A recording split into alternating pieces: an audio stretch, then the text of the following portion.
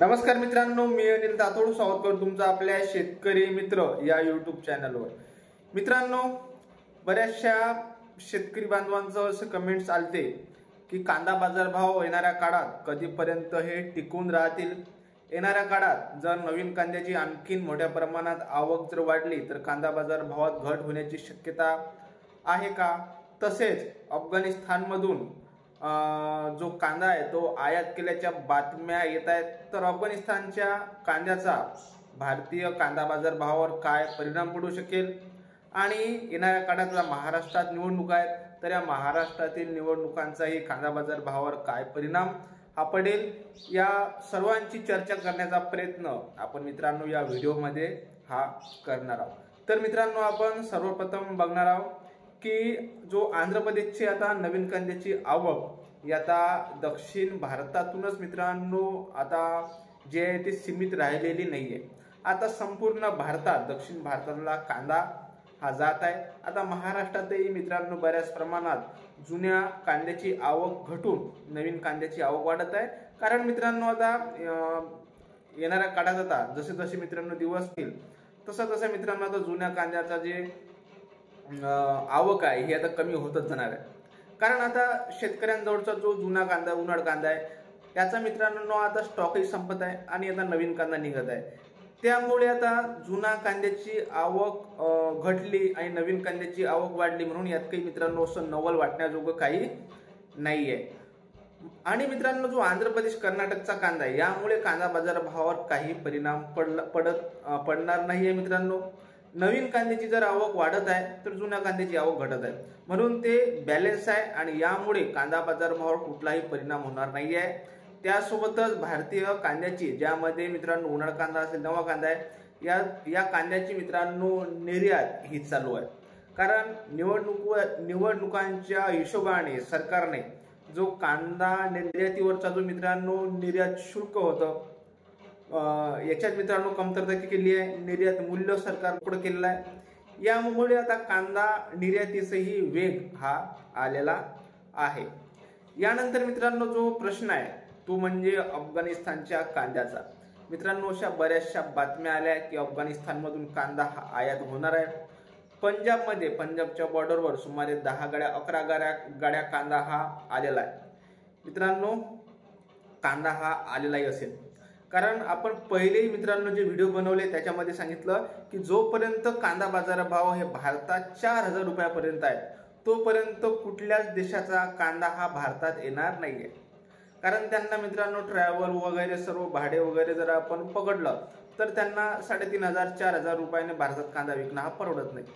मात्र जसे कांदे 4000चा टप्पा ओलांडतील 5000 रुपयापर्यंत जातील तसा भारतात हा जो आहे तो बाहेरच्या देशाचाही कांदा येण्यास सुरुवात होणार आहे। कारण त्यांना मग भारतात कांदा विकायला भारतीय भावाच्या अनुसार मित्रांनो ते मित्रांनो परवडते आणि उत्तर भारतात आता कांदा बाजार भाव 4500 प्लस 5000 प्लस जाताना आपल्याला दिसत आहे। म्हणून अफगाणिस्तानचा कांदा हा भारतात येत आहे आणि मित्रांनो अफगाणिस्तानात काही मित्रांनो खूप मोठा असा कांदा आहे की जो कांदा जर आला तर एकदम भारतीय बाजारावर त्याचा मोठा परिणाम पडेल आणि कांदा बाजार भाव 200 रुपये 400 रुपये 500 रुपयांनी घसरतील। मित्रांनो सध्या जो बातमी आहे की 11 गाड्या कांदा हा पंजाबमध्ये आलेला आहे। 11 गाड्यामध्ये मित्रांनो किती कांदा असेल? 3000 क्विंटल 3500 क्विंटल। आज जर मित्रांनो आपण महाराष्ट्रातली एक बाजार समिती घेतली नाशिक जिल्ह्यातील तर त्या एका बाजार समितीत सुमारे रोज 5 ते 6000 क्विंटलची आवक असते एका बाजार समितीत। अशा कित्येक बाजार समित्या नाशिक जिल्ह्यात आहेत। तसेच मित्रांनो बेंगलोरची जर आपण एक बाजार समिती घेतली तर बेंगलोरच्या एका बाजार समितीत रोज नव्या कांद्याची आणि जुन्या कांद्याची जर मित्रांनो आपण आवक पकडली तर 700 ते 800 ट्रक बेंगलोरच्या एका बाजार समितीमध्ये असतात। म्हणून अफगाणिस्तानच्या कांद्याचा काही जास्त प्रभाव हा पडणार नाहीये। तसेच जो कांदा बाजार भाव आपल्या जुन्या कांद्याला आणि आपल्या नवीन कांद्याला मिळतो तो कांदा बाजार भाव अफगाणिस्तानच्या कांद्याला मिळणार नाहीये। कारण आपल्या ज्या कांद्याची क्वालिटी आहे ती क्वालिटी इतर कुठल्या देशाची मित्रांनो नाहीये। म्हणून ग्राहक भारतीय कांदाच निवडतात, ग्राहकांची पसंत ही भारतीय कांद्याचीच असते। म्हणून अफगाणिस्तानच्या कांद्याचं काही एवढं मित्रांनो टेन्शन घ्यायची गरज ही नाही आहे. अफगाणिस्तानच्या कांद्याने काहीच बाजारभावावर परिणाम हा पडणार नाही आहे.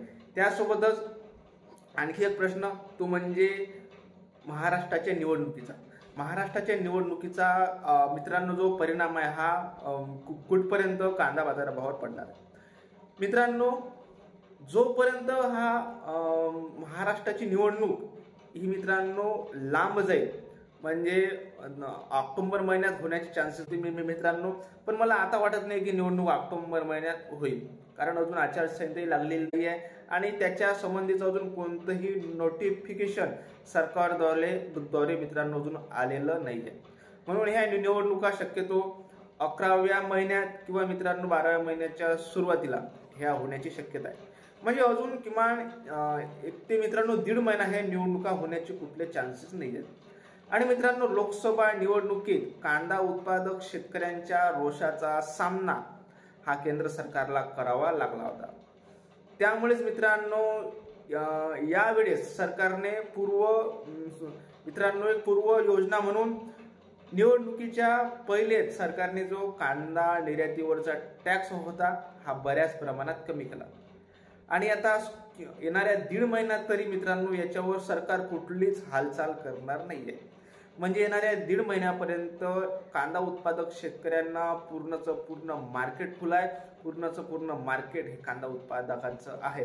म्हणून येणाऱ्या मित्रांनो 1.5 महिन्यापर्यंत तरी कांदा बाजारभावात कुठलीच घट येण्याची शक्यता नाही आहे. मित्रांनो, जी घट येत असते 100 रुपये 200 रुपये, आज पण थोडं कांदा बाजारभाव 200 रुपयांनी डाऊन आहे. याला मित्रांनो वेगळे कारण आहेत. कारण सध्या पाऊस चालू आहे. पावसामुळे मित्रांनो थोडं कांदा बाजार भावात जे आहे ते घट वाढ ही होत राहते. म्हणून 100-200 रुपयाची वाढ झाली, घट झाली, याचा मित्रांनो जास्त जो आहे तो फरक हा पडतो. याच्यावर कांदा आवकेचाही परिणाम असते. एखाद्या दिवशी कांद्याची आवक जी आहे ही एकदम मोठ्या प्रमाणात वाढते. त्यामुळे 100-200 रुपयाची घट ही आपल्याला पाहायला मिळत असते. मित्रांनो, एकूण सांगायचं एवढंच की अफगाणिस्तानच्या कांद्याचा भारतीय कांद्यावर काहीच परिणाम पडत नाही आहे. कारण अफगाणिस्तानचा कांदा हा भारतीय कांद्याच्या तुलनेत कुठंच लागत नाहीये. त्यासोबतच मित्रांनो, जोपर्यंत महाराष्ट्र निवडणुका होत नाही आणि महाराष्ट्र निवडणूक येणाऱ्या 1.5 महिने 2 महिने तरी मित्रांनो होण्याची शक्यता नाहीये. किमान मित्रांनो 1.5 महिना महाराष्ट्राची निवडणूक होणार नाहीये. आणि जोपर्यंत महाराष्ट्राची निवडणूक होत नाही तोपर्यंत सरकार कुठल्याच प्रकारचा हस्तक्षेप कांदा बाजारभावात करणार नाहीये. तर मित्रांनो, हीच माहिती थोडीशी आपण हिंदीमध्ये जाणून घेण्याचा प्रयत्न करणार आहोत. तो नमस्कार भाइयों, तो देखिए भाइयों, बरेचसे जो हमारे किसान भाई है उनके सवाल थे कि अफगानिस्तान का जो प्याज भारत में आ रहा है और बरेच से ऐसी जो बातमी थी वो आई थी, न्यूज़ आई थी कि पंजाब में अफगानिस्तान के प्याज की 10 गाड़ी 11 गाड़ी आने की आई है और महाराष्ट्र में आने वाले 1-1.5 महीने में महाराष्ट्र के चुनाव है, तो इस चुनाव का प्याज भाव पर क्या असर पड़ेगा.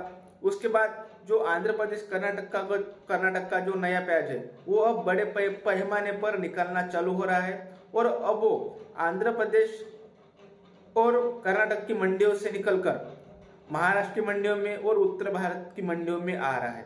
तो इस सब का आने वाले दिनों में प्याज भाव पर क्या असर पड़ेगा. देखिए मित्रों, हम पहले बात करते हैं अफगानिस्तान के प्याज की. अफगानिस्तान के प्याज की अगर हम न्यूज के अनुसार देखें तो 10 से 11 गाड़ी ये पंजाब की बॉर्डर पे तैनात है. मित्रों, अगर हम महाराष्ट्र के एक मंडी की बात करें तो महाराष्ट्र की आप कोई भी एक नासिक जिले की कोई भी एक मंडी पकड़ लीजिए, उसमें करीबन 5 से 6 हजार क्विंटल की हर दिन की आवक होती है. और अफगानिस्तान का कितने क्विंटल प्याज है? 11 गाड़ी, मतलब 3 से 3.5 हजार क्विंटल. मतलब ये कुछ नहीं है. ये जो रोज की पूरे भारत में जो प्याज की आवक होती है उसमें से 1% और 2% में भी ये नहीं है. इसलिए अफगानिस्तान के प्याज का टेंशन लेना छोड़ दे. अफगानिस्तान के प्याज का कुछ भी परिणाम हमारे प्याज भाव पर, भारतीय प्याज भाव पर होने वाला नहीं है. उसके बाद जो ग्राहकों की पसंद होती है वो होती है महाराष्ट्र का प्याज. महाराष्ट्र का नहीं मिले तो मध्य प्रदेश का प्याज, राजस्थान का प्याज, गुजरात का प्याज. ये अगर उनको नहीं मिले तो वो अफगानिस्तान का और अगर दूसरे देश का कोई प्याज है तो वो खरीदता है.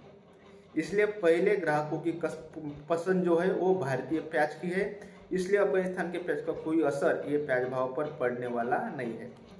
उसके बाद अगर हम देखें तो कर्नाटक और आंध्र प्रदेश के प्याज के जो आवकों में बढ़ोतरी हो रही है। देखिए मित्रों, कर्नाटक और आंध्र प्रदेश के नए प्याज के आवकों में बढ़ोतरी हो रही है, तो जो उनाड़ प्याज है, जो पुराना प्याज है, उनकी आवकें घट भी रही है, क्योंकि अब उसका स्टॉक किसानों के पास जो है वो अब समाप्त हो रहा है। तो जो है वो मित्रों बैलेंस है, पुराना प्याज कम हो रहा है तो नया प्याज बढ़ रहा है, तो उसमें भी कोई टेंशन लेने वाली बात ये नहीं है। रहा जो अब विषय है वो है महाराष्ट्र के चुनाव। महाराष्ट्र के चुनाव अक्टूबर महीने में होने की संभावना कम है। महाराष्ट्र के चुनाव नवंबर में या दिसंबर के पहले सप्ताह में होने की संभावना है, और जितने दिन महाराष्ट्र के चुनाव लेट होते रहेंगे उतना फायदा जो है वो प्याज उत्पादक किसानों को मिलेगा। तो मित्रों हम देखें तो कम से कम महाराष्ट्र के चुनाव आने वाले 1.5 महीने तक होने की संभावना नहीं है। तो आने वाले 1.5 महीने तक जो पूरा का पूरा बाजार है वो प्याज किसानों का है। तो आने वाले 1.5 महीने तक तो प्याज भाव में किसी तरह की उलटफेर या बाजार भाव में बहुत बड़ी कमी आने की संभावनाएं कम है। और मित्रों जो 100-200 रुपए की तेजी आती है, मंदी आती है, तो इसमें कोई बड़ा कारण नहीं होता। ये स्थानिक जो मंडी होती है उसकी आवकें कम ज़्यादा होती रहती है, बारिश के कारण और अन्य जो कारण है और वो स्थानिक कारण होते हैं, उसके चलते बाजार भाव 200 रुपये 300 रुपये से कभी ऊपर चले जाते तो कभी नीचे गिर जाते हैं। तो इसका कोई ज़्यादा टेंशन लेने की बात ये नहीं है। तो किसान भाइयों कैसी लगी आपको ये इन्फॉर्मेशन, ये हमें कमेंट करके बताइए। वीडियो अच्छी लगी तो वीडियो को लाइक कीजिए, शेयर कीजिए और चैनल को सब्सक्राइब कीजिए।